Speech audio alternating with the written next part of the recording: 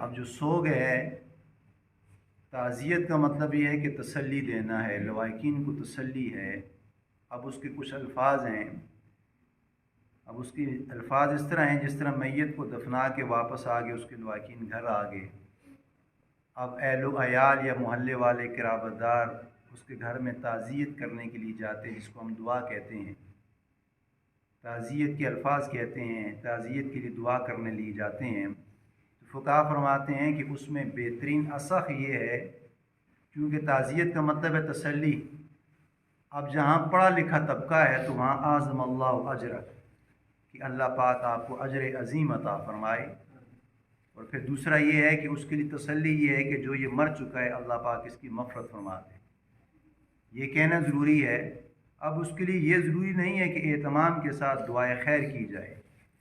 یعنی اس کے لیے مغفرت کی جس طرح ہم دعا کرتے ہیں، ایک دفعہ سورہ اخلاص، ایک دفعہ سورہ فاتحہ پڑھ لی، 3 بار سورہ اخلاص پڑھ لی، پھر اس کے لیے دعا فرما دی کہ یا اللہ اس کا ثواب اس کو پہنچا دے۔ لیکن فقہا فرماتے ہیں کہ اگر آپ اس کو ایک دم رائج کریں گے تو ایک فساد کا خطرہ ہے، کہ یہ لوگ تو دعا کے قائل نہیں ہیں، میت کے لیے تعزیت کرنے کے قائل نہیں ہیں۔ لیکن جہاں پڑھا لکھا طبقہ ہو، ماننے والا ہو، سمجھنے والا ہو، تو وہاں فقہا فرماتے ہیں کہ ہاتھ کو بلند کر کے یوں دعا نہ کی جائے، یعنی سورہ فاتحہ پڑھنے کی بھی ضرورت نہیں ہے اور سورہ اخلاص پڑھنے کی بھی ضرورت نہیں ہے۔ اب یہ سورہ فاتحہ سورہ اخلاص اس کے لیے ہے کہ جو اس کے اپنے لواحقین ہیں، یعنی اس کے ماموں ہیں، جس کا انتقال ہو چکا ہے، اس کا بھانجا ہے، چچا ہے، ماموں ہے، ماں ہے، باپ ہے، بیٹا ہے، وہ تو کر سکتا ہے۔ لیکن جو آپ کے رابطہ دار گئے ہیں ان کے لیے تو یہ الفاظ ہونے چاہیے اعظم اللہ اجر، کہ اللہ پاک اس کا اجر عطا فرمائے، اور جو یہ مر چکا ہے اللہ پاک اس کی مغفرت نصیب فرمائے، یعنی ایسے تعزیت کے تسلی دینے کے لیے الفاظ کہہ دے تو یہ اس کے لیے کافی ہوں گے۔ لیکن بعض جگہ فقہا نے گنجائش رکھی ہے، اور نبی علیہ السلام سے یہ عمل بھی صادر ہے کہ انہوں نے ایک موقع پہ دعا بھی فرمائی تھی، آپ اپنے ہاتھ کو بلند کر کے بھی اس میت کے لیے دعا فرما سکتے ہیں۔ لیکن اس کا طریقہ کیا ہونا چاہیے کہ آپ کس طرح دعا کر لیں۔ اب مثال کے طور پہ ایک بندہ چلا گیا تعزیت کے لیے دعا، اس نے ہاتھ کو بلند کر لی، اب اس نے دعا مانگ لی ہے، اجتماعی مانگی یا انفرادی مانگی، اب وہ بیٹھا ہوا ہے، اتنے میں دوسرا گروہ آ گیا، پھر وہ ہاتھ اٹھاؤ جی دعا کرتے ہیں جی، اب وہ اٹھنے والا تھا، تیسرا آ گیا، پھر ہاتھ اٹھاؤ جی۔ تو فقہا فرماتے ہیں کہ یہ دعا نہیں ہے، ایک قسم کا رواج بن چکا ہے، اس لیے کہ جب اجتماعی دعا ہو چکی ہے،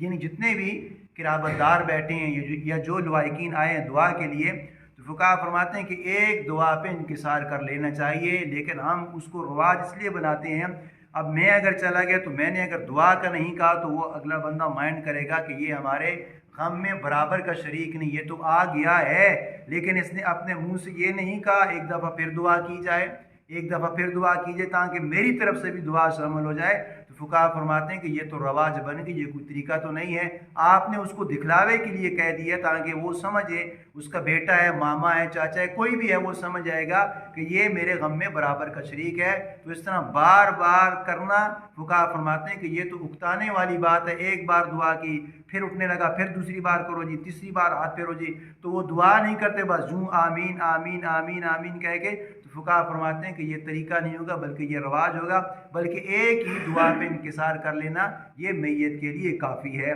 تو فقہا فرماتے ہیں اب یہ پہلا مسئلہ